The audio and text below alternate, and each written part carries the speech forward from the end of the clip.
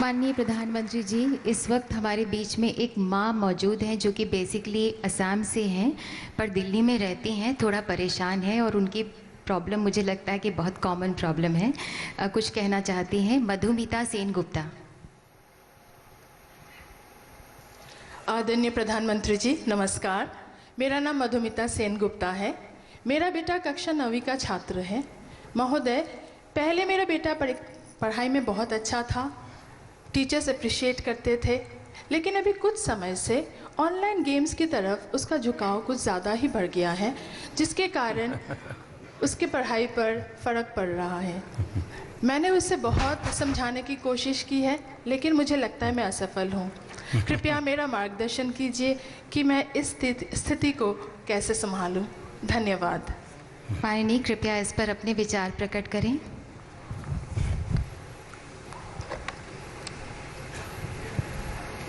ये पबजी वाला है क्या?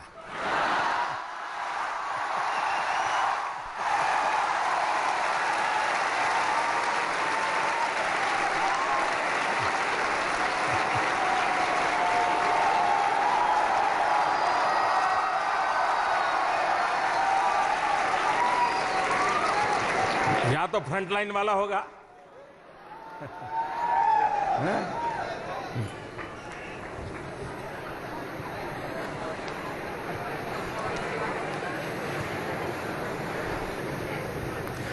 ये समस्या भी है, समाधान भी है।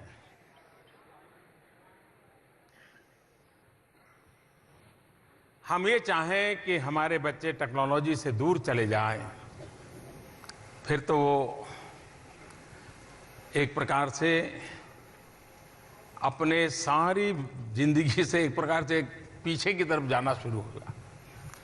और इसलिए उसको ये टेक्नोलॉजी के संबंध में प्रोत्साहित करना चाहिए, लेकिन उस टेक्नोलॉजी का क्या उपयोग करता है? क्या टेक्नोलॉजी उसको रोबोट बना रही है क्या, या इंसान बना रही है?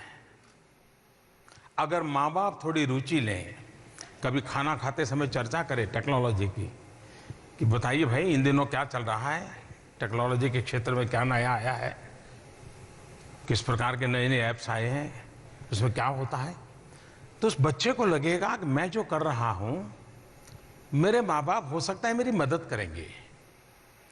तो पहला काम तो आप किसी को रोक नहीं। मैं देख रहा हूं यहां करीब करीब हर एक के हाथ में मोबाइल फोन है।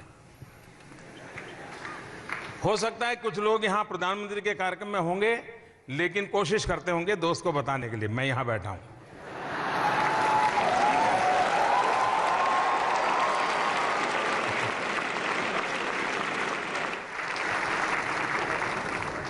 इससे क्या होता है, धीरे धीरे हम सिकुड़ते चले जा रहे हैं। टेक्नोलॉजी हमें अगर सिकुड़ देती है, हमें नैरो बना देती है, हमारी सोच भी बड़ी नैरो बन जाती है, तो शायद हमें जीवन को बहुत बड़ा नुकसान होगा। टेक्नोलॉजी का उपयोग हमारे एक्सपांशन के लिए होना चाहिए, मेरे विस्तार के लिए होना चाहिए, मेरे सामर्थ्य में बढ़ोतरी के लिए होना चाहिए। और इसके लिए टीचर्स ने भी बार बार इन विषयों की चर्चा करते रहना चाहिए, तब जाकर के होगा। अदरवाइज जैसे बच्चे खेल के मैदान में नहीं है, कभी कभी माँ बाप को लगता है पढ़ना बहुत अच्छा है, लेकिन परीक्षा के दिनों के कुछ दिन पहले बीमार हो जाता है तो माँ बाप का पसीना छूट जाता है। अरे भाई, पहले उसको किताब पढ़ाता है, कहीं खेल के मैदान में भी तो भेजना था।